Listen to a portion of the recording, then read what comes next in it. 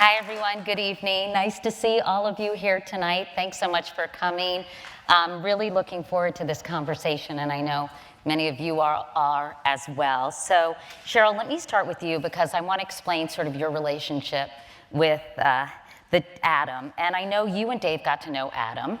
After Dave had read one of his books, he asked Adam to come speak at his company, SurveyMonkey, and he was incredibly supportive. Adam was. You're getting very emotional, Adam. Are you okay? No comment. Okay. Adam was incredibly supportive after Dave died. But I think, according to the book, when you all really bonded was when you called Adam after you received a letter that left you utterly devastated. Tell us about that.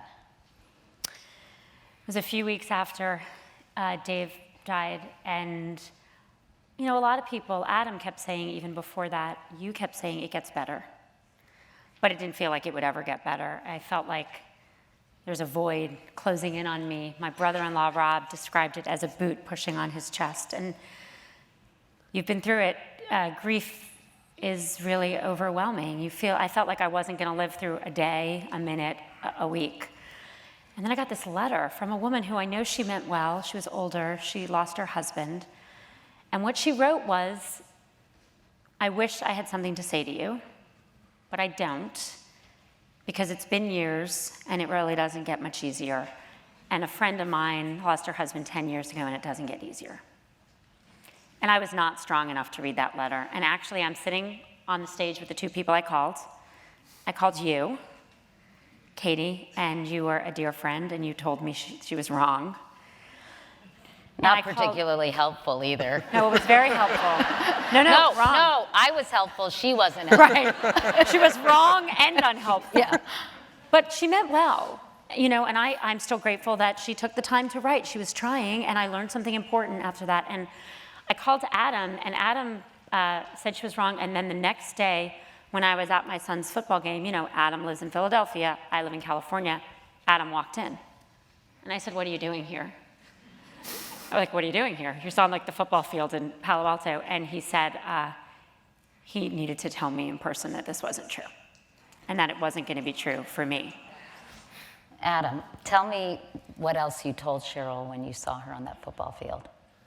I remember describing the person who wrote the letter, who I don't know, using some words that I can't say on stage tonight. But she meant well. I'm sure she did. I thought she was evil. But I think the main thing that I said to Sheryl is, look, that does not have to be your experience, right? There are people who end up, you know, just suffering for years or decades. But this is something that you can gain control over. And the question is really, what are you going to do to build resilience, not just for yourself, but also for your children? And that started this conversation that's now been going on for 2 years. Which really was the genesis for this book. I think the combination of your Facebook post that received incredible outpouring, and then Adam's sound advice and expertise in this area, you decided you wanted to share your experiences to help other people. Well, we decided to write the book way later, but I think the genesis was Adam came to the funeral and everyone else kind of left my house, and I asked him to stay because he was my friend who's a psychologist. And I remember looking at him and saying, you know, how do I get my kids through this? What do I do? You know, tell me what to do. And Adam did what was incredibly useful for me, is he started summarizing the research and sending me here. There's been a longitudinal study of children who lost parents and had parents who were divorced. Here's what it says you do. And here's what psychologists teach us about grief and resilience and building it. And I mean, I'm sure there are so many people in this audience who have been through real trauma and real tragedy, and there's a lot to it, but one of the core things is this unbelievable feeling of loss of control. You just have no control. You can't fix it, it can't go away. And knowing there was something you could do, even if it wouldn't fix it entirely, but even take one step to make it a little bit better, was something I desperately needed and couldn't find anywhere else. That's why we wrote the book. We're going to talk about some of those things in a moment, but I liked what the rabbi who led Dave's funeral told you. He said, lean into the suck. Correct. Which was a very different kind of leaning in, right, Sheryl?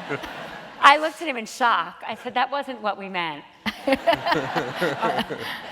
But what did he mean by that? Well, it was really good advice, because as much as I was trying to gain some sense of control and take some steps, I also had to know that I couldn't control this, and the grief would come, and it would come for me, and it would come for my children, and I just had to accept those feelings. And when he told me to lean into the suck, it was saying, no, the grief will come, and stop fighting it. And when I stopped fighting it, it definitely got easier. Because I think what happens is you're grief-stricken, and then you're grieving, You're anxious, and then you're anxious, and so the feelings pile on. And when I just accepted, okay, this completely sucks, and I am gonna have horrible times, horrible moments to this day, accepting those feelings lets me process them, and they pass more quickly. You talked about those meta emotions in the book. Sort of, what did you describe them as? Derivative or secondary emotions? Second derivative. The second derivative. You know, again, you get sad, and then you're sad. You get nervous. Everyone's laughing because you do this too, right? You get nervous, and then you're nervous. And if you actually take a minute and think about it, if you get rid of the second sad, say, okay, of course I'm sad, my husband just died. Like, okay, of course I'm nervous, I have a big thing at work tomorrow, or something big is about to happen to my child. The initial feelings are easier without piling on top of ourselves. I know that you write grief is a demanding companion. And Adam, you describe 3 things in the book that can really keep people from emerging from the abyss, and you call them the 3 Ps. Can you tell us briefly what those are? Yeah, I think this is the kind of friendship that we all want, right? When you're in severe pain and one of your friends says to you, here, I know what will cheer you up, data. It worked for me. Yeah, good. it was, in Sheryl's case, it did. Maybe the only person where that would be true, but this is something that's always been resonant for me in psychology. This is Marty Seligman's work, who said, look, there are these 3 traps that we all run into when something goes bad in our lives. The first one is personalization, saying this is all my fault. The second one is pervasiveness. This is going to ruin every part of my life. And then the third one is permanence. I'm going to feel this way forever. And when you get into those traps, it's really hard to recover and gain strength, because you're constantly beating yourself up and dwelling on these emotions, and you end up ruminating about them. And so we started talking about, how do you overcome those traps and move forward? It seems to me, Sheryl, that personalization, the idea that, oh, I should have gotten Dave to eat a healthier diet, or I should have been in the gym that day, or I should have, that you were able to kind of understand that it wasn't your fault pretty quickly. Well, I wish that were the case. I really didn't at first. I mean, the initial reports told us that Dave had died falling off an exercise machine, and my brother's a neurosurgeon, and he kept saying to me at increasing volume, that is not true. A man Dave's age did not fall off an exercise machine, he would have broken an arm. Something happened. And then we got the autopsy back, but that took a while, and we learned he died of a cardiac arrhythmia. So then it was, why didn't I know he had coronary artery disease? Forget his doctors. Why didn't I diagnose it? Did he have chest pains? It sounds silly, but I spent a lot of time with doctors and medical records trying to figure out how I blew the most important thing in my life. And then, once my family not so gently pointed out that I wasn't a doctor, and I couldn't have done that. Everyone else in my family is a doctor, by the way. I blame myself for everything else. My mother gave up her life. She's here with me tonight to stay with me for a month. People were covering all my client meetings at Facebook. I had lots to blame myself for. And then it was Adam who looked at me and explained personalization and said, here's the thing. If you don't stop blaming yourself, your kids can't recover. Because if you don't recover, they can't recover. And he said, you got to stop saying sorry. It's such a natural, oh, that's right. In fact, you kept saying, I'm sorry to everyone all the time. Why was that? Because you felt like you were a burden? You felt that you had disrupted their lives? Yeah, a huge burden. I mean, I went back to work, and I was only there the hours my kids were at school, so very limited schedule. I did no travel for 6 months. I did no dinners. I still do basically no dinners because I have to be home with my children. I'm an only parent now. And so, I had a lot to apologize for. And at home, people were coming over to help me go to sleep. I couldn't walk into my room that I shared with Dave for a very long time by myself. So my friends and sister had a schedule of coming over. So literally go to sleep with me as if I was a child. And I just felt terrible all the time. And it was my fault. It was my fault I was such a burden on everyone. Personalization, though, is so common. I think it's the guilt. Why coulda, woulda, shoulda. I have that with Jay. Why didn't I notice he was getting thin? Why didn't I have him get a colonoscopy? I mean, all these things that I think you blame yourself for, I think primarily because guilt, anger, and all these other emotions, Adam, are easier to handle than profound sadness. Yeah, I think they often are. And I remember Sheryl calling and saying things like, "I'm really sorry," and I'm like, "Who is this?" Like, there's no introduction. It's just an apology right off the bat. And I think that it's so common, right? I think it is really hard to deal with emotions that you can do nothing about, right? To just say, yeah, you know what, Dave is gone. I can't bring him back. Might be a much harder thing to accept than to say, you know what, maybe there's something that I could have done differently, which could be useful going forward. Permanence, though, I know, Sheryl, from reading the book, that was really the most challenging of the piece for you. The idea that you would never be happy, that the kids would never have a father, all those things that kind of haunted you. How were you able to escape from those feelings and the chains of that particular P? Well, it was people telling me it would get better. You, Katie, were a great friend. And I know we were friendly, but not as close before, but you jumped in and called me and said, I've been through this. And you kept telling me it got better, and you were more credible than other people because you had been through the same thing. Part of it was time. Part of it was the people who had the messages that it wasn't like that letter. But I also thought it was interesting, you replaced certain words like always with sometimes. Well, that was Adam's idea. And that was incredibly helpful, though, to you, wasn't it? Yeah, trying to replace those words of I will always feel upset to I will sometimes feel upset. It's a hard thing to do, but I think we all do always and never a lot. I still do it a lot, and I know I should replace those words because there are very few always and very few nevers. Sheryl, I remember you writing in your 30-day Facebook post, "I will never feel pure joy again." And the number of angry emails I sent you saying, "This is not true, you cannot post this," which eventually, I guess, you came around. But I posted it. At 30 days, even though Adam was yelling at me that wasn't true and I should not post it, I did because I believed it, and I would not post that today. But eventually, you sort of came around, right? And you said, look, there are moments where I felt pure joy. And the more of those you saw, the more clear it became that never was not actually just going to describe your experience. What motivated you to post that incredibly personal Facebook post and really sharing with people in a way, Sheryl, that I don't think many people would feel comfortable sharing? It was extraordinary, but tell me about the thought process that went into that. It was approaching the 30-day mark after the burial, which in the Jewish tradition is Sheloshim. It's the Jewish period of mourning for a spouse. So it was supposed to be over. And I couldn't feel less like it was over. And it wasn't just the grief, but it was the isolation. I used to drop my kids off at school and everyone would say hi, and I'd walk into work and everyone would chit-chat. And after Dave died, most of that was gone. Because I think people were so afraid to say the wrong thing that they didn't say anything at all. And, rooms were quiet when I walked in. And you could see the quiet around me in the school, kid drop-off line. And so I'd been journaling, and so I wrote a post, which was what I would say if I would say something. And I went to sleep the night before thinking, there's zero chance I'm posting this. This is way too personal. And then I woke up the next morning, and it was so bad that I thought, this can't get worse, and it might get better. And even then, I realized I work at Facebook, and I realized I posted it publicly. I didn't really realize how public it would be. I felt like, I know. I knew I was posting it publicly. I just didn't think so many people would pay attention. I thought the people who would read it were the people who worked at Facebook, the people who were walking by me and not saying hi anymore, and the people at the school. They would read it. That's why I was posting it publicly, not just to my friends. I didn't realize a lot of strangers and news media and stuff would write about it. I know, I'm not always that smart. But I was speaking to the people I was going through my life interacting with, and it really helped.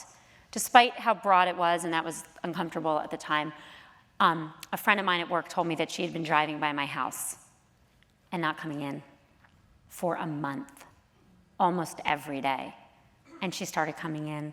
Strangers, a woman posted from the NICU that she had just lost one of two twins, and she was finding the strength inside her to give the surviving twin a great life. And another woman said, I lost one of two twins. Do you want to talk? And it definitely did not take away any of the grief, but it changed the isolation, and it really changed it in very deep ways. Everyone started talking to me again. People would say, "How are you today?" Even strangers I passed would say, "How are you today?" And while I didn't mean to do it that broadly, I'm so glad I did, because it really changed it for me. I took away the horror of the isolation. Let's talk about that, about the fact that when people are suffering or dealing with tragedy, or if they themselves are sick, because I think Jay had this experience. He said, being sick like this is the loneliest experience in the world. But also, if you lose someone, people feel very uncomfortable. So, Sheryl, you learned firsthand about the different approaches that you shouldn't do. So why don't you talk about the things that people said or did that made you feel lonelier and more isolated? Because I think this is such an important conversation, because I think so many of us, now I don't feel this way because I've been through it, but a lot of people just don't feel comfortable with death or grieving or loss, and I think it reminds them of their own mortality, honestly, and they just really want to keep it at arm's length. So let's talk about first what people did that they shouldn't do, and then we'll talk about what people can do right. I did an interview for the book that's coming out in print in a few days, and the reporter, first question she asked me, she said, "So everyone dies, and everyone knows someone who dies, yet we don't know how to talk about death. Why?" It's like such a good question. I don't know. But it's not just death. You want to silence a room, get diagnosed with cancer, lose a job, go to prison, have your father go to prison. Any of these things, they usher this huge elephant kind of walking behind us, and we don't know what to say. So often we say nothing at all. So one of the most important things is acknowledge the pain. And I got this wrong before. I used to think if someone was going through something hard, the first time I saw them, I would say, "I'm sorry." And then I would never bring it up again, because, they should bring it up if they wanted to talk. Right, you're afraid you're going to hurt them or re-traumatize them. Right, I'm going to remind them. You can't remind me Dave died. To this day, you can't remind me. If you say I'm sorry for your loss, I'm not like, "Oh, Dave died." I forgot. I didn't forget. I know that. And so when people didn't acknowledge it, the so much better thing to say was, "I know you're hurting. You may or may not want to talk, but I know you're hurting. Even the second time you see me, or the third month, or the second year." You also told people in that Facebook post, and then you emphasized it in this book as well, to say, "How are you feeling today?" not "How are you feeling?" And similarly, this used to really bug the crap out of me, Adam, is when people say, "Tell me if there's anything I can do." That is the worst thing. I know it doesn't sound it, but explain why. Yeah, look, this is another example of something where people clearly have good intentions, and no one wants to assume that they know what the person suffering actually needs. The problem is, though, when you say, "Tell me if there's anything I can do," is you shift the burden over to that person. They have to know exactly what they need. They have to be ready then to make a request, which can be really uncomfortable. And instead, this is some great advice we got from Bruce Feiler, a friend of ours. He said, instead of offering anything, just do something, right? Like bring dinner over. Go out of your way to invite them over for a movie. Take the kids out to the mall or whatever. Just take mow some the lawn, action. right? No, I know, but Sure. stuff like that, right? If they have a lawn, yeah, absolutely. I thought it was interesting. I don't know whether it was Bruce, but someone in the book said, someone called and said, "Tell me what you don't want on your hamburger." Yes. My dear friends Dan and Esther Levy, they lost their son. It's horrible.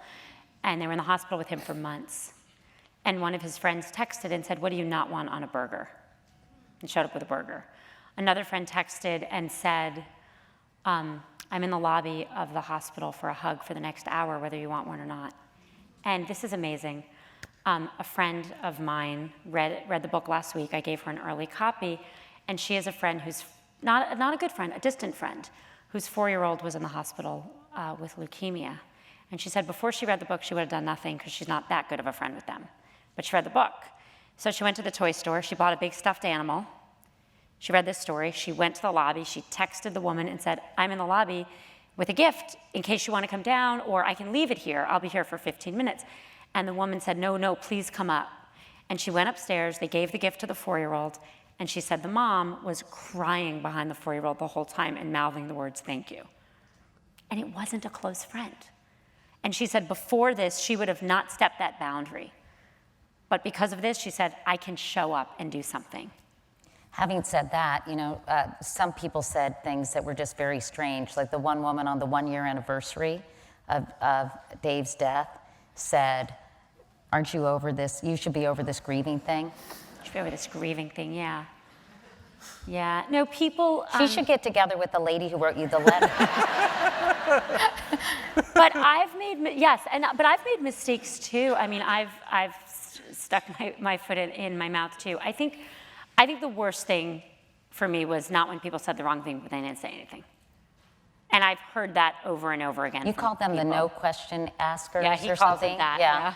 Borrowed from our friend Tim Urban, who writes about the non-question asking friend, right? Where you lose your husband and your children are really suffering, and it doesn't matter because the friend who never asked you a question will not even initiate the conversation to find out that it happened.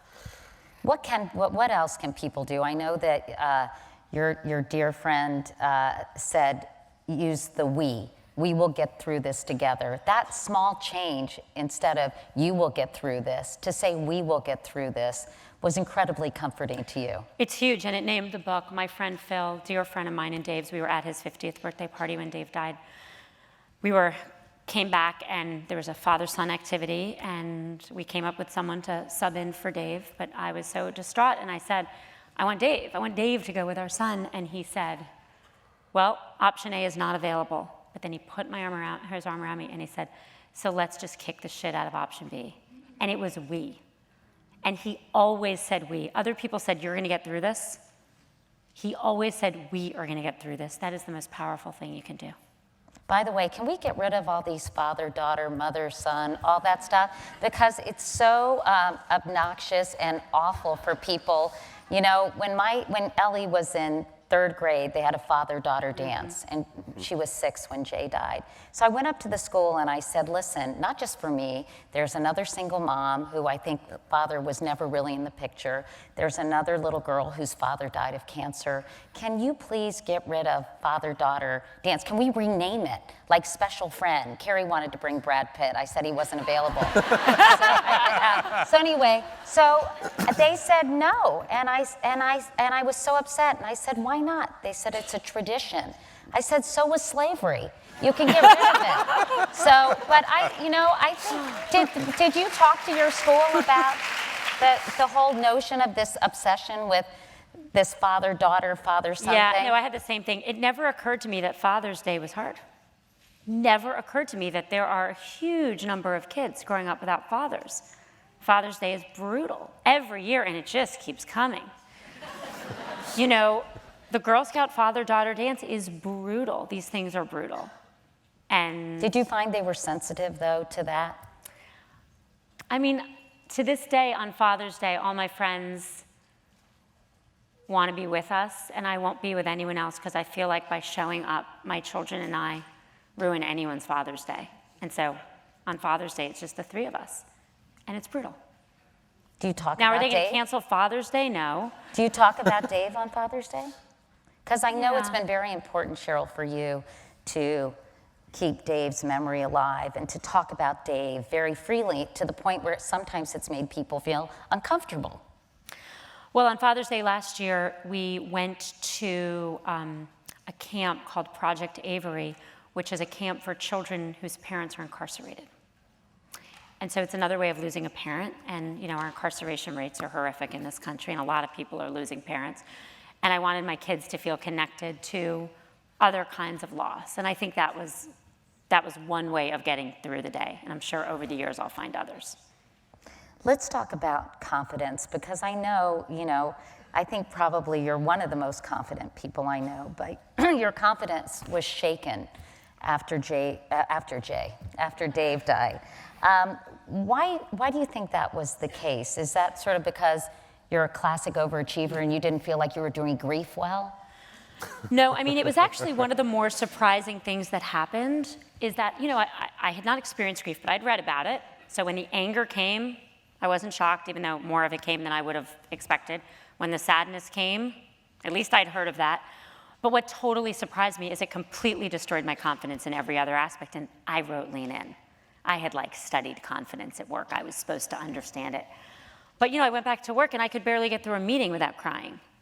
So how could I do my job? And I had 2 children. Parenting is hard before this, when I had a great supportive partner. And I don't have the financial challenges so many single moms have, but being a single mother of 2 grieving children, I had no experience of this, was hard. And what I realized is that, Mark Zuckerberg did this. What I needed to build up my confidence wasn't just permission to be a mess, but also reassurance that sometimes I wasn't. So when someone at work before was going through something hard, what I would say to them is just take the pressure off. Do you need time off? Can we take that project off you? Oh, of course you can't think straight with everything you're going through. I did that all with good intentions. But on the other side, when people said that to me, it was proof that I absolutely couldn't do my job. Mark did. You don't have to come in if you don't want to. Take the time you want. But I think you made a good point in that meeting. There's no way I made a good point in that meeting, trust me. That was But so it was nice of the him. kindest thing, and he did it over and over. In other words, you're needed here. And that made you feel so Right. much better. So now when people are going through things that are hard, and when you look, it's everywhere, I fact- both give them time off, but if they're there, I go out of my way. If they do anything that I can praise, I praise it. And in fact, you talk about an employee who was diagnosed with breast cancer in the book, who works at Facebook. And tell us how this changed your approach to that colleague. Well, when she decided to stay, she was offered a promotion. She was diagnosed with breast cancer. I said, you can take it, you cannot, we're going to support you. But when she decided to take it, it really changed her approach. She watched me be so open about grief. So when she took over, it's the global communications team at Facebook, it's a big, important team. She said, I'm now in charge and I have cancer. And she shared it really openly. And she said it went exactly against her image of what would happen when she got the lead job. She was going to be strong and great and on it, not crying and saying, I have cancer and I'm going to need your help. But it changed her team. They rallied around her, they rallied around each other, and they're stronger, and she's doing great. Adam, tell us about the confidence issue. Is that pretty common for people who are going through hardships and loss and tragedy? And I know that you asked Sheryl to every day write 3 things down that she had done well. Tell us about that and why. Yeah, well, I had to get over my initial reaction, which is Sheryl Sandberg can lose confidence? This is amazing for the rest of us. So reassuring, right? After that, then the question was, what can you do to rebuild your confidence? And I think losing confidence is incredibly common after all kinds of hardships. There's a primary loss, right, of a spouse or a child, and then there are all these secondary losses that come with it of who am I now without this person? And am I still capable? I'm having trouble focusing because I have so many strong emotions. Can I do my job? And so I guess one of the things that we know in psychology that really clearly is there are always moments where you're doing well, even if it doesn't feel like it. And so the best thing you can do is just shift your attention to those moments and capture them. So we talked a little bit about this, find some small wins. And Sheryl said, all right, I'm gonna write down 3 things that I do well every day. And the list was hysterical. I got the first one and it said, I drank fewer Diet Cokes today. Go team. But eventually, right, there were things that appeared on that list where it was clear that Sheryl, that you knew, right, that you were contributing, that you were helping other people, that you were doing something well, and it seemed like your confidence started to come back after that. Let's talk for a minute. I actually had this question earlier, but got off track a bit because I want to talk about Dave for a minute. Because Dave, I think, was so beloved, was such a special person, incredibly generous. I didn't know Dave well. My husband, actually, who's here, sat next to him at some Bluebird event, and Dave turned to John and said, what are you doing here? And John said, I'm married to Katie Couric. And he said, what are you doing here? I'm married to Sheryl Sandberg. And they both started laughing, which was so funny. They're very accomplished in their own right, by the way. Why? I don't think I've heard anybody, Sheryl, ever say an unkind word about Dave. What were the qualities that made him so special and so beloved by so many. And most of all, you. Yeah, I mean, Dave was amazing. He was brilliant and funny, but I think the reason he is and was so beloved is he was really generous. At the funeral, I've never seen this done. Our friend Xander stood up in his eulogy and looked at the crowd and said, how many people here had their life changed by Dave Goldberg? And like all these hands went up, sea of hands. And to this day, I meet people, not every month, every week, who will say, not, I met your husband, and he said something interesting. It was, Dave changed my life, and here's how. And he really did. He went out of his way for so many people. He was so generous with he gave such good advice. Mark Zuckerberg said this of him. Mark said that some people are generous and want to give a lot of advice. And some people give really good advice. But very rarely do those two things come together. Because the people who can give the really good advice don't have the time to give a lot of it. So it's hard. And he said Dave was unique, because Dave gave incredible advice and would put incredible amounts of time in it. And there's a man here named Joe Casper, and his is one of my favorite stories in the book. And he is a doctor, but then he lost his own son, and his wife and daughter are also here. It's an amazing family. And afterwards, he went to school to study positive psychology, where he met Adam so he could help counsel other bereaved parents. And he came up with this concept he calls co-destiny. That when he counsels, he's a doctor, it's not his job to counsel bereaved parents, but when he counsels bereaved parents, he does it in his son's Ryan's name. And he is extending his son's life. So a lot of people have asked me, kind of, why are you writing a book on grief and talking about this? I know I'm doing this. And I'm doing this because if Dave Goldberg were alive, just in the last 2 years, he would have helped so many people because he did it all the time. And so if option B can help anyone else, even one person, face resilience, face adversity and find resilience, it extends Dave Goldberg's life, because nothing could honor his legacy more.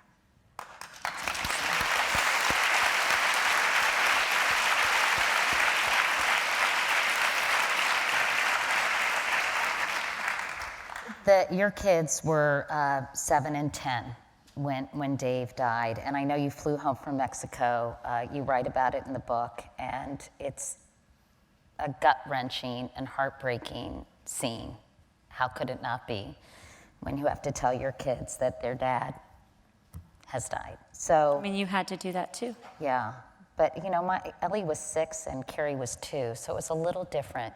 Every situation's different. But yes, I did have to do that. But there was something that they said that night when you were tucking them in, that each of them at separate times, I guess, during the course of the day, that took your breath away and gave you incredible hope for them. Tell us what those were. I mean, telling your children they will not see their father again is horrific. People have asked, what was the worst moment of your life? There are many contenders for that prize, but this might be it. Carol Geithner is here tonight, and a friend reminded me as I was traveling home to tell my children that that's her job, is to counsel grieving children. So I had the great, unbelievable fortune of knowing someone who could help me, and she told me what to say, and I tried to follow her advice. And thank God I did, because I would just have completely not been prepared. But then my son said, "Thank you for coming home to tell me yourself." And when I was putting my daughter to bed that night, she said, "I'm not just sad for us, I'm sad for Grandma Paula and Uncle Rob, because they lost them too." I thought to myself, I have a 7 and a 10-year-old who have just been told they will never see their father again, so it is the worst time of their lives, hopefully. And they can think of anyone else. They are actually capable of thanking me or thinking of their grandma and their uncle, and that gave me so much hope. And in the really hard moments that followed, and there were many, I tried to remember that. And I didn't always. I can't say I did. When they would cry, I would fast forward. My son would be crying that his father wasn't going to basketball, and I would remember he would never go to basketball again. My daughter would cry that all the other fathers were at soccer, and I would know he would never be there again. But when I could, coming back to the fact that they could think of other people gave me a lot of hope. We always hear, Adam, that children are incredibly resilient when it comes to loss or hardship. And setbacks. So how were you able to help Sheryl help her kids, and how can we all help kids sort of exercise that resiliency muscle, if you will? Well, I don't know that it helped, but one of the things that we talked about a lot is this idea of mattering. That what kids need to know, first and foremost, is that they matter. And mattering has three components. It's basically knowing that other people notice you, care about you, and rely on you. And this is something that I think we all try to do with our children as parents every day, but it becomes even more important in the face of tragedy and adversity. Because they just lost somebody who was at the center of their world. And so we talked about what can you do to make sure that your kids still know how much you care about them, but also that you're relying on them, right? That you're going to work through this together. And Sheryl had, I thought, an amazing idea to create family rules to help with this. Yeah, my kids and I, following advice Carol had given me, we made family rules. They're in marker. They still hang up there. And in all of the rules about respecting your feelings, it's okay to be angry. It's okay to be happy. It's okay to be jealous of other kids who still have fathers. Was you can ask for help. Teaching kids that they are not going through it alone, that we are going through it together is so important.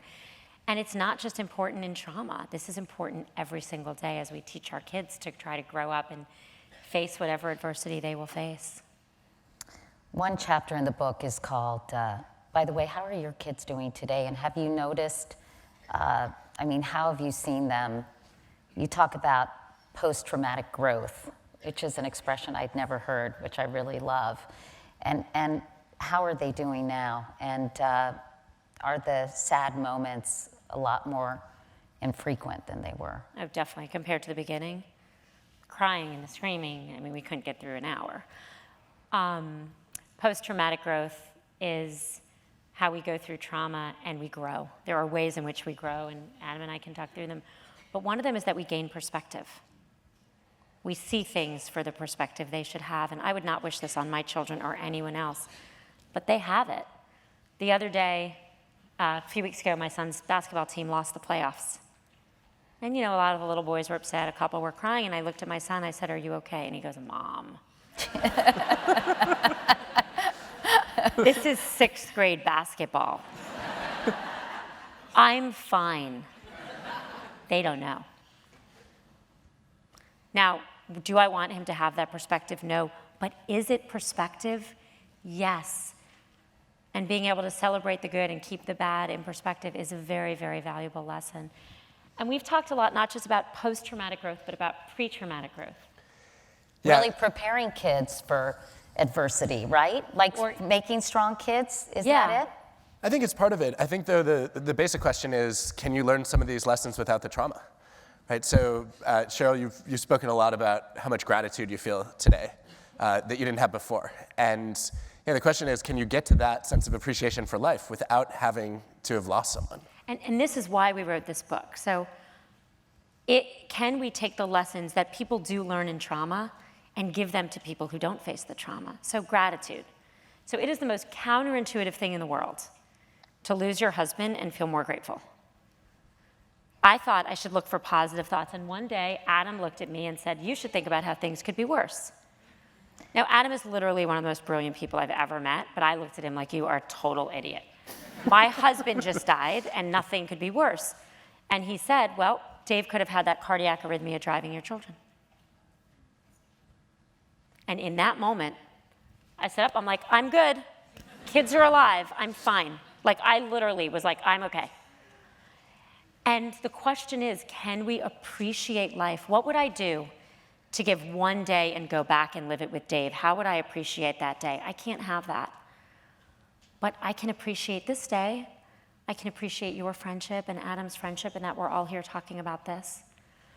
My cousin Laura lives in New York, and she turned 50 on Valentine's Day, and I called her and I said, "Laura, I'm calling to say happy birthday. But I'm also calling to say, in case you woke up with that, 'Oh my God, I'm 50' thing," right? How many people have done that in your life? "Oh my God, I'm turning older." I said to her, "This is the year Dave Goldberg won't turn 50. Turns out there's two choices, two options. We grow older or we don't. I will never make another joke about growing old again. And if anyone makes it in my presence, even if I don't know them, I kind of turn around, I'm like, don't say that. Because it is a gift.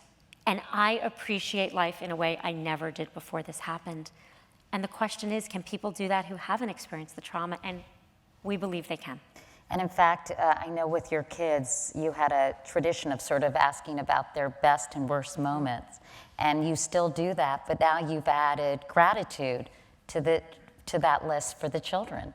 That's right. Every night, best, worst, and grateful. Find gratitude. You also are a serious journaler, or you do journaling. I've never done journaling. I don't even like that word, actually. But It is it was incredibly helpful to you through this horrible time. But right, I mean, it was a gift. Tell me why it was so important, Adam, and why you recommend what I never do. Well, look, when most of us sit down to journal, we do it for a few minutes and then we kind of get bored and we move on. When Sheryl Sandberg sits down to write a journal, it's 100,000 words. But I think that the impulse to journal, which a lot of people have during intense experiences, turns out to be a really healthy one. There are hundreds of experiments showing that if you even just write a few times for 15 minutes each about a traumatic experience, that in the short run, in the next few days, you will feel worse. 'Cause it is not fun to relive tragedy. But in the weeks and months that follow, not only does your happiness improve, but also your physical health tends to increase. And the basic idea is that it takes a tremendous amount of energy to bottle up emotions. And journaling is one outlet that sometimes people find helpful for expressing those emotions. It also can help with forming a story, right? Finding some coherence and saying, look, this happened. I may never feel this happened for a reason, but I'm going to use this experience to find a reason to keep living and to find a deeper sense of purpose. And Sheryl, I thought that was a theme that came through in a lot of your journal entries. Tell us about writing in that journal, because I know at first, Sheryl, you said all you did was work, take care of the kids, and write. Journal. Yeah. I always wanted to keep a journal. I have boxes of them. I would do 5 days after New Year's, and that's it. But after Dave died, I wrote, and I needed to write. And if I did not write for just a couple days, I felt like I was going to burst. And it was later, when Adam and I started doing the research for the book, that I saw the research that said how helpful that can be in processing emotions. And then people have asked if the book was hard to write. The personal parts of the book were mostly written for my journal, so I didn't have to write them for the book. So writing the book itself was writing the stories of amazing people who have gone through other forms of hardship, learning the research, and that part was really cathartic. And that was really important for you all, to not make it all about your own experience, although obviously share a lot about what happened to you personally, but really to use the story of other people to either help those understand kind of a path forward, appreciate some of the research that's been done on, it's full of really fascinating studies and why things help you help you heal. Why was that so important? I know a number of people who are in the book are here tonight, but why was that so critical? Well, I don't know that I would read a book on grief, personally. It sounds really depressing. And I think there are lots of wonderful books about it, but we wanted to ask a bigger question, which is, what does it take to face adversity and build resilience? Not just if you've gone through loss, but if you've faced serious illness, if you've dealt with incarceration, if you've been a victim of sexual assault or abuse, if you've gone through job loss.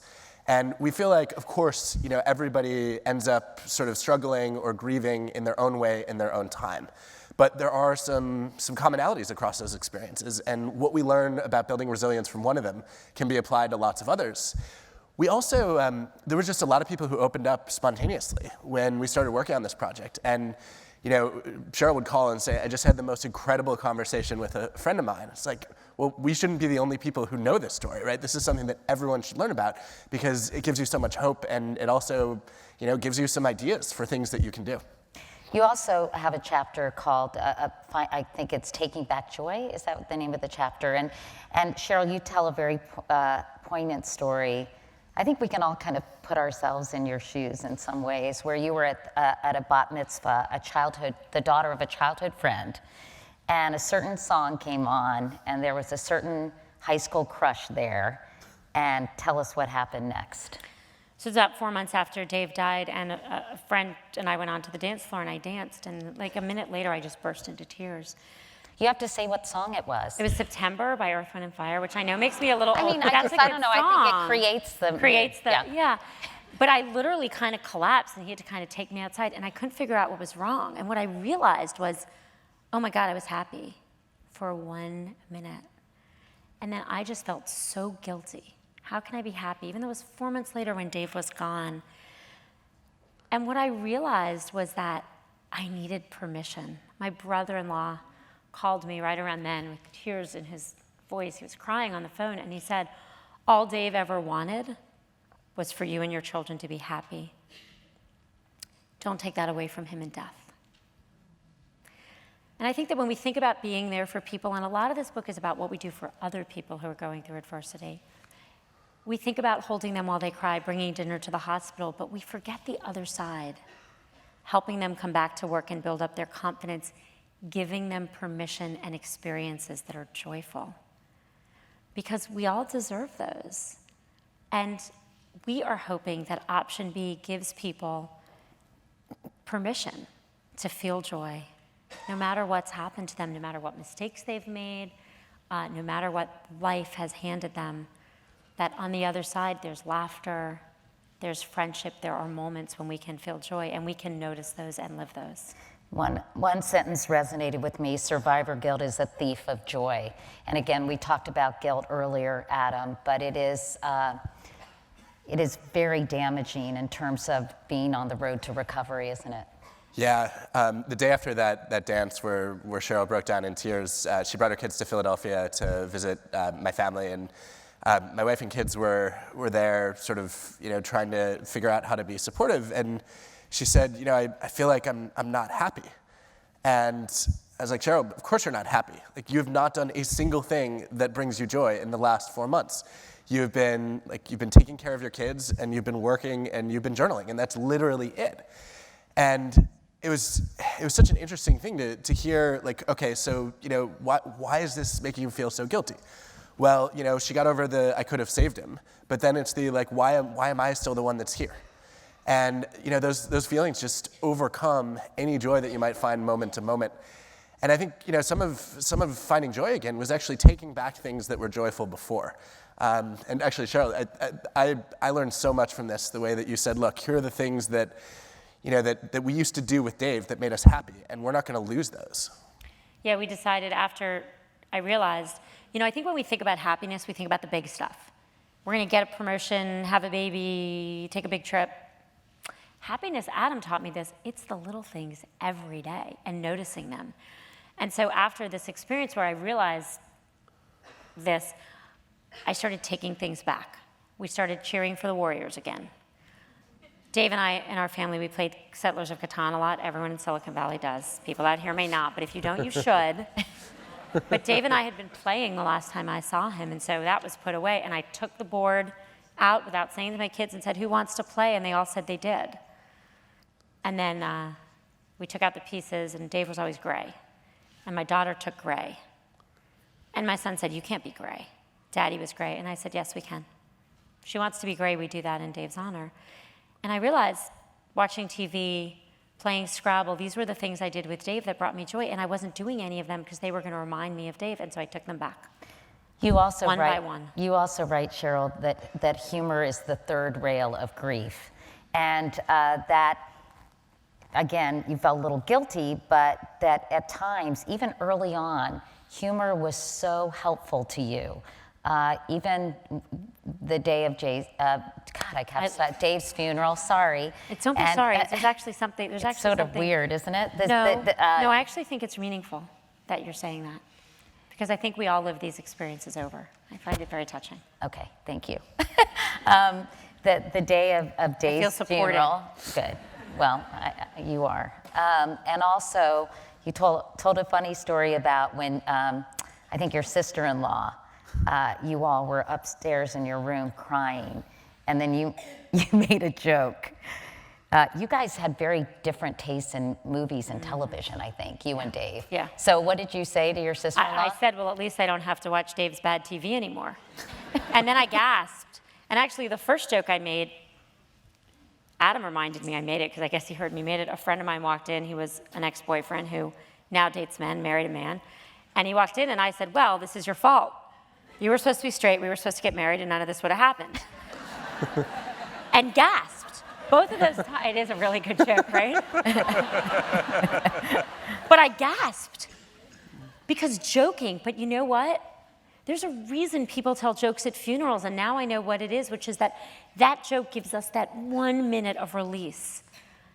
And again, we want option B to give people not just permission to grieve and support in grieving, but permission to laugh. Let's talk about Facebook and Mark Zuckerberg, who sounds like the biggest mensch on the planet. I'm at the 92nd Street Y. I can do Yiddish then, right? Yeah, you're allowed. So anyway, he was just such an incredible boss, but really such an incredible person to you. What can other companies, other bosses learn from how Mark supported you? And what can other workplaces emulate? Well, there's the basic stuff on policies that really matter. I mean, you know, this country, we're one of the only developed countries in the world without paid family leave and medical leave. Most people don't get bereavement leave, they get a few days. Facebook, we had good policies before, but once I went through this, we extended ours. We now give 20 days of bereavement leave for an immediate family member, which is pretty much unheard of, but pretty much not enough for almost anyone, right? But Mark did something else. I mean, Mark was there. Mark helped plan the funeral. Mark was where I went when I needed to cry at work, and Mark was the one where I said, no one's talking to me. He said, they want to. They don't know how. They don't know how. Mark and Priscilla, his wife, to this day, they come over very regularly to play games with me and my children. I kept telling Mark that I saw Dave everywhere. Everywhere we went, I would remember the last time we were there. So he and Priscilla took us away to some place we'd never been. I think being a true friend to people at work or in your life is a true gift, and I feel so lucky to have Mark and Priscilla. Let's talk about, let me take some of the questions, because I think some of the questions I had are being asked by people in the audience. You talk a lot about the need for quality partnership as a career woman and mom and lean in. How has your thinking and reality changed on this since Dave passed, especially as it relates to your working life? Yeah, I really did think about this. I wrote about different forms of family and lean in, but I also wrote a whole chapter called Make Your Partner a Real Partner. And once I lost Dave, I thought about how that must have been super hard to read if you didn't have a partner. In fact, you write in the book, I just didn't get it. I didn't get it. And I did a post on this, and that one I knew I was doing publicly, and I wanted to do very publicly for Mother's Day, where I said I didn't get this, and we need to do better for single mothers. 37% of single mothers in this country live in poverty, 40% if you're Black or Latina. People do not get the support they need, and understanding that Father's Day is hard for people around you, understanding that someone doesn't have someone to go to the father-daughter dances with, from the very basics of the education and the healthcare and the food.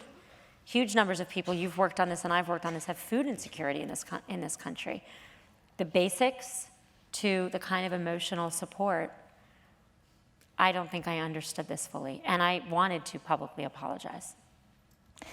Speaking of being well, actually, one statistic struck me. You said 30% of all families in this country are children, families with children have just one parent, and 83% of those are single mothers. Yeah. Yeah, it's a huge, what a family looks like is not what a family looked like in the 1950s, but I think often our image of that is stuck.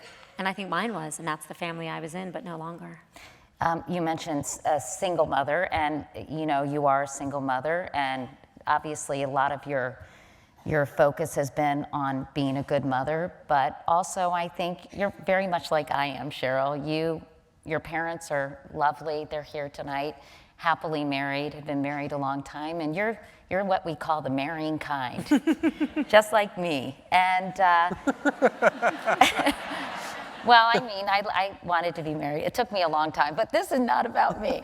So, but tell me about how that is very tricky. And I think whether you're divorced or you're a widow or even a widower, and you have children, young children, that is very tough to navigate. So, and you write about how women are often judged a lot more harshly than men when they start to kind of go there. Tell us about how you made these decisions and how you were able to help your kids kind of deal with that, because that's another adjustment that's really tough. Yeah.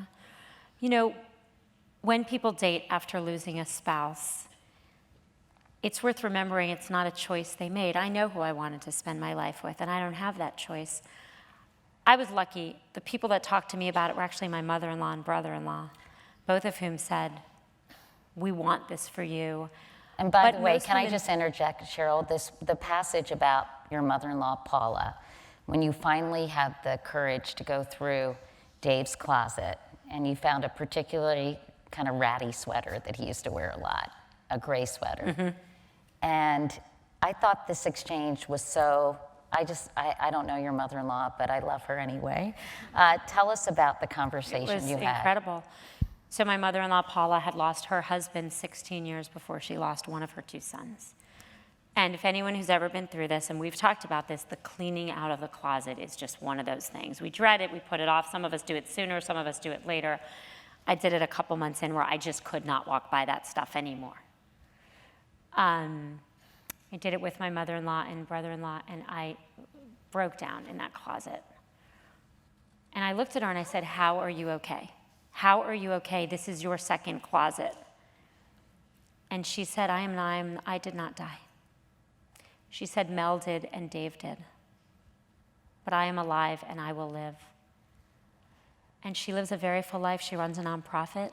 She has friends, she travels, she's with my kids this week, and they love being with her. And that is the lesson of she knows that she didn't die. She didn't just say, though, she said, I'm alive, and you're alive, and you will remarry. She said that. She said, one day you'll remarry, and I will be there. And it was permission to date. And I didn't do it for months and months and months. I mean, it was way early. But the fact that it came from her, but she lost someone.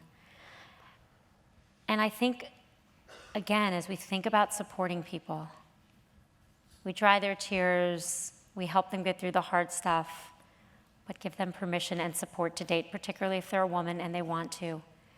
Help them find laughter, even if it's about death.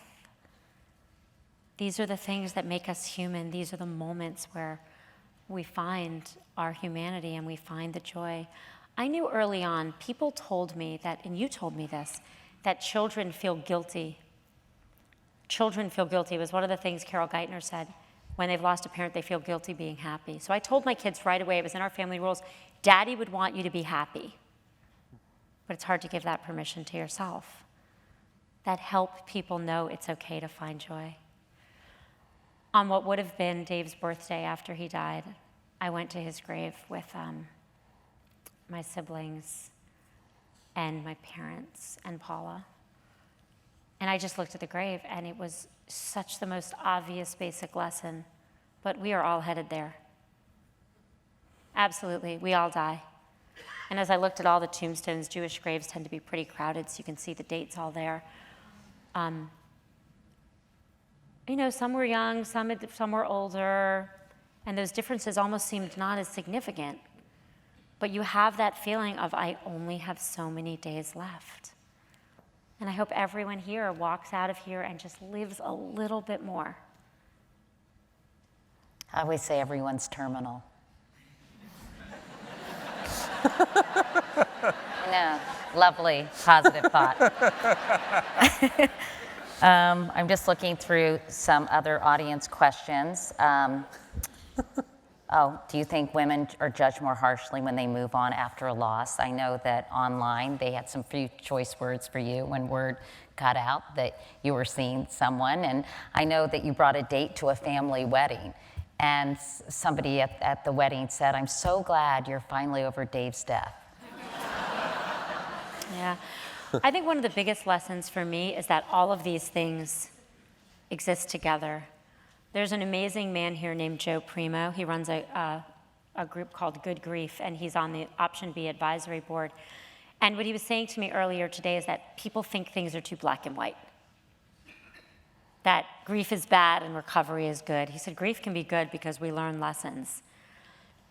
You can love someone after they die. You still love Jay, I still love Dave, I always will. You can have children who play 1 minute and cry the next.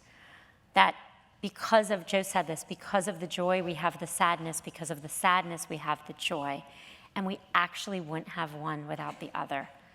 So yes, we are all terminal, and in knowing that our lives are limited is where we can try to live each day to its fullest. How does, this was a question I actually asked you both on the phone, and someone helpfully from the audience asked it. How does a shocking death like Dave's differ from a loss that's anticipated due to illness, for example? Well, we have two living examples of those situations. My husband was diagnosed with cancer and died 9 months later. And you can imagine how excruciating that was, but not shocking. Yours was shocking and excruciating. But how do people manage these different situations? And how are they different? Katie, I'd like to hear you comment a little bit more on what your experience was like. I will say, people assume that it's going to be easier when you have time to say goodbye, and it's very often not the case. Right? You never really want to say goodbye to someone you love. And yes, it's true that the shock and the immediate despair might be less when you had a chance to prepare for it, but more often than not, nothing can really prepare you for what it's like to have someone you love gone forever. And so I actually think the two end up being much more similar than people let on, but what would your take be? Well, I think they're both horrendous and horrific. I think that, for me, I was living with a vice around my heart for 9 months and taking care of my kids, but I think I relate so much of the things that Sheryl writes in this book. I think the reaction to the tragedy is very similar, but it is excruciatingly painful to see someone you love, waste away and get sicker and sicker. And I know Jay said to me, "This is no way to live." And so that has its own form of heartbreak, I think. This is an interesting question, Sheryl, because I know you write about this as well. Someone wrote, "I lost my mom to cancer 6 years ago at the age of 21. My dad and 3 siblings' lives changed forever. My older sister still harbors feelings of anger and resentment. What steps can I take to help her?" It's really hard to give advice without knowing more context. But Sheryl talks about anger really taking over. Yeah, I think the first thing I would want to know is what's causing the anger, and who's it directed at. I think from there, as Sheryl mentioned earlier, we spend so much of our time writing this book trying to figure out how can we help people help others. And I think the first and best thing to do is actually, if you were going to talk to your sister in that situation, it would be acknowledge her pain, right? Let her know that you accept that she's hurting. And so often we want to give reassurance, right, and say, "Oh, don't worry, the anger's going to go away. It'll all be better." Really insensitive, right? Because, well, how do you know? Maybe the anger won't go away immediately. It's much more helpful to say, "Look, I understand that you're in pain, and of course, I'm here for you if there's anything that I can do." And then again, do something, right? As opposed to just saying, "I'm here for you." I probably wouldn't offer to mow her lawn, but I think, I just think the acknowledgement is the first place. Like Sheryl said earlier, when you accept the emotions, it's much easier to deal with them as opposed to fighting them constantly. Would you add anything? I was angry, and I was surprised I was angry, and I didn't know how to deal with it. And, a friend would say something I didn't like, and I'd say, "Well, that's not helpful." And my friend Clea, I did something like that, and I looked at her, I said, "I'm so sorry. I know I'm just so hard to be around." And she was like, "Can't push me away." She was like, "I don't care." She's like, "I'm angry too." She's like, "I will be here." And she's like, "I'm coming tomorrow, no matter how upset you are." And I had another friend say to me, "You're so angry and sad, I can't be around you." And I know everyone's had both of those experiences. That's the third person who's going to join that party. It's getting crowded. But she was right. I was really angry and sad, and I'm sure I was super hard to be around. And my real friend stuck in there with me. Someone wrote, "Thank you for being here and for the candid conversation."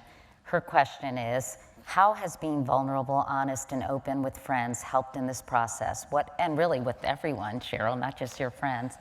What has it changed or taught you? I mean, the most important thing this has done for me is one of the ways we have post-traumatic growth is we find meaning. And doing this and forming, we formed optionb.org if people want to come check it out. It's a community. There are already lots of people in it. We launched last week in groups around grief and loss and hate and violence and sexual assault and divorce, and trying to find ways to do good. And I'm not the only person that did this. You work on cancer for a reason, right? You've raised so much money and so much awareness. I remember your colonoscopy on TV. No, I'm serious. Thank you. But that was before You're I knew welcome. you. But no, let's talk about that. That was incredibly brave. Well. And what you did is got a whole lot of people to go. You were trying to save lives and you were hurting where you were hurt. A friend of my mom's, her son died by suicide a few years ago. And she joined one of the groups on optionb.org, and she found herself connected to a man who was thinking of committing suicide. And she felt like she really helped him. And she said it's the very first time she feels like anything good has come from her son's death.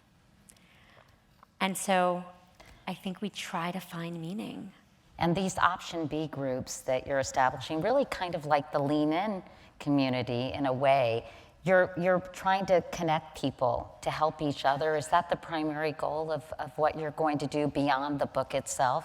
Yeah, the idea is if you go to optionb.org, there's resources, educational materials. Adam and a whole bunch of experts did a great job curating stuff that might help, but also helping people join groups where they can connect with each other around these issues. And it is trying to kick lots of elephants out of lots of rooms. And we're already hearing that people, again, we don't have a place to talk about this, to try to find that. And whether it's Option B or anyone else, what I learned above all is none of us get through this alone. I got through this because my parents, because of Adam, because of your friendship. And we want to help bring people together to support each other. I think the overwhelming message of this book is we're a lot more resilient than we think we are. But there are things that we can do for ourselves and for other people who are hurting that will really allow that resilience to bloom. Is that an accurate sort of description of it? I wish we had written it that eloquently. Thanks, Katie. You can steal that, Adam. Done. I think it's a beautiful description. And yeah, I mean, I think we walked away just amazed by the capacity of the human spirit to persevere.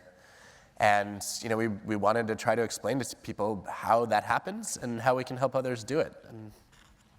Well, since earlier I asked you about Dave, when John and I read the book, he mentioned the conclusion to your eulogy to Dave, which was just so wonderful. And I think it encapsulates all the qualities that you really need to become whole and healthy again. And so I asked you if you would mind reading it sort of as we close, because I think it's nice to remember Dave. And I think the message really reflects what you were trying to say in this book. So are you Katie, okay? yeah, I'm going to try. Katie mentioned this right before, so I'm going to Do you do need my best. reading glasses? Not yet, but I Okay. will. It's close. You'll notice I'm not going to hold the book here. I'm holding it here. This is the end of the book, and this is my eulogy, the end of my eulogy. Dave, I have a few promises I make to you today. I promise I will raise your children as Vikings fans, even though I know nothing about football, and I'm pretty sure that team never wins. I hope no one in Minneapolis asks me to read that, because that's going to go really badly. Okay. I promise to take them to Warriors games and pay attention enough to cheer only when the Warriors score. I promise to let our son continue to play online poker, even though you let him start at 8 years old. And most fathers would have discussed with the mother whether it was appropriate for such a young child to play online poker in the first place. And to our daughter, when you are 8, but not 1 minute before, you can play online poker too. She turned 8 and forgot about that, so that's great. Because who wants their kids to play online poker? Dave, I promise to raise your children so that they know who you were. And everyone here can help me do that by sharing your stories with us. And Dave, I will raise your children so that they know what you wanted for them and that you love them more than anything in the world.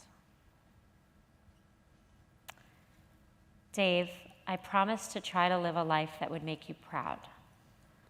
A life of doing my best, being the friend you were to our friends, following your example and trying to make the world a better place, and always but always cherishing your memory and loving our family. Today we will put the love of my life to rest, but we will bury only his body. His spirit, his soul, his amazing ability to give is still with all of us. I feel it in the stories people are sharing of how he touched their lives.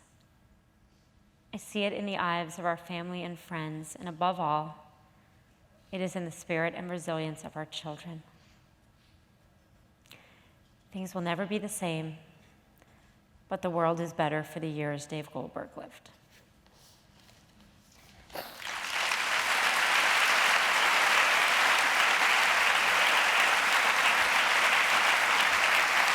Well,